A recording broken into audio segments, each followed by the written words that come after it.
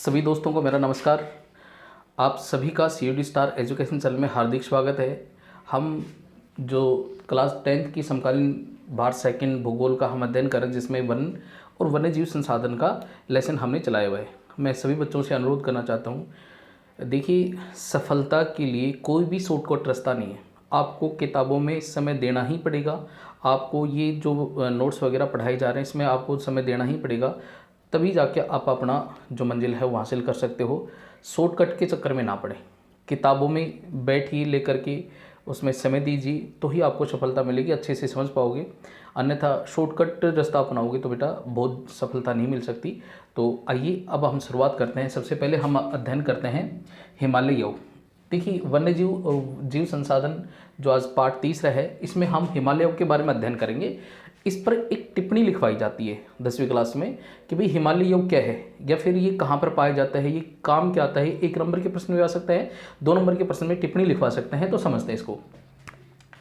यह चीड़ प्रकार की सदाबहार वृक्ष है, यानी कि हिमालय योग जो है ना, वो चीड़ प्रकार की वृक्ष है, मतलब चीड़ की प्रकार का सदाबहार वृक्ष है।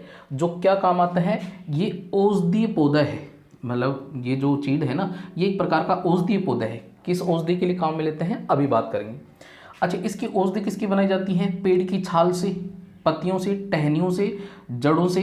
इनसे सबसे है ना टक्सोल नामक एक रसायन निकाला जाता है। क्या निकाला जाता है? टक्साल नामक एक रसायन निकाला जाता है, जो क्या काम में लिया जाता है? कैंसर उपचार के लिए औषधि बनाई जाती है। बड़ा इंपॉर्टेंट पर्सन है, बड़ा इंपॉर्टेंट टॉपिक है कि भी जो हिमालय योग है ना, वो हिमालय योग जो है वो कैंसर उपचार के लिए औषधि तैयार की जाती है, इसलिए ये बड़ा इंपॉर्टेंट वृक्ष है। अच्छा, उसके बाद में ये कहाँ पर पाया जाता है? ये हिमाचल, अरुणाचल प्रदेश राज्य में पाया जाता है। हिमालय में हिमाचल और अरुणाचल प्रदेश इलाके में जो पाया जाता है। अब ये संकट में क्यों है? क्योंकि ये संकट में इसलिए है क्योंकि वर्तमान समय में है ना, ये बड़ी संख्या में सूख चुका है। ये जो हिमालय योग है, यानी कि सदाबहार वृक्ष का एक औषधीय पौधा है, ये वर्तमान में सूख चुका है। बहुत हजारों की संख्या में पेड़ सूख गए हैं, इसलिए संकट में है। तो ये इस प्रकार से हिमालय योग है। आइए हम बात करते हैं भारत में वन और वन्यजीव संरक्षण अधिनियम कब कब क्या क्या अपनाए गए, तो उसमें समझते हैं। पहले है वन संरक्षण अधिनियम 1952। कहने का मतलब ये है कि भी वनों को तेजी से काटने के बचाने के लिए जो सरकार ने है, केंद्र सरकार ने है, एक कानून पास किया था, जिसको हम कह सकते हैं वन संरक्षण अधिनियम 1952। दूसरा है वन्यजीव संरक्षण अधिनियम, यानी कि जो वनों में निवास करने वाले जीव जंतु हैं, उनका शिकार पर प्रतिबंध लगाया है। ये कौन से अधिनियम के तहत? 1972 के तहत। फिर बाघ संरक्षण अधिनियम, बाघ जो शेर है उसके संरक्षण के लिए कौन सा अधिनियम बनाया गया? 1973 में। तो ये जो है ना, वो मिलान चिन्ह में भी आ सकते हैं।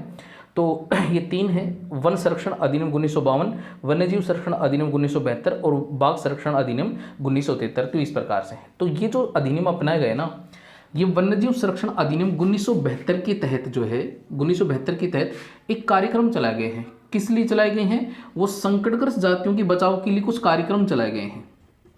हम कहने का मतलब ये है, वन्य जीव संरक्षण अधिनियम 1972 के तहत जो है वो कुछ कार्यक्रम चलाए गए हैं, जिसमें संकटग्रस्त जो जातियां हैं, यानी कि जो लुप्त होने के कगार पर है, उनके लिए बचाव रक्षा के लिए कुछ अधिनियम बनाए गए हैं, कुछ नियम बनाए गए हैं, कानून बनाए गए। कौन कौन से?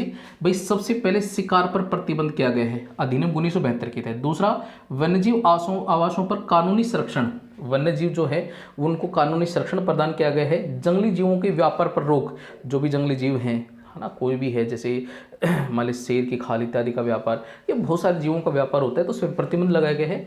जंगली जीवों के व्यापार केंद्र सरकार द्वारा, जो सेंट्रल गवर्नमेंट है, उसके द्वारा जो है वो राष्ट्रीय उद्यान व वन्यजीव पशु विहार स्थापित किए गए हैं। कहने का मतलब राष्ट्रीय उद्यान स्थापित गए हैं, अभ्यारण्य स्थापित किए गए हैं। तो कुछ विशेष प्राणियों के संरक्षण प्रदान किया गया है, पशु विहार इत्यादि स्थापित करके।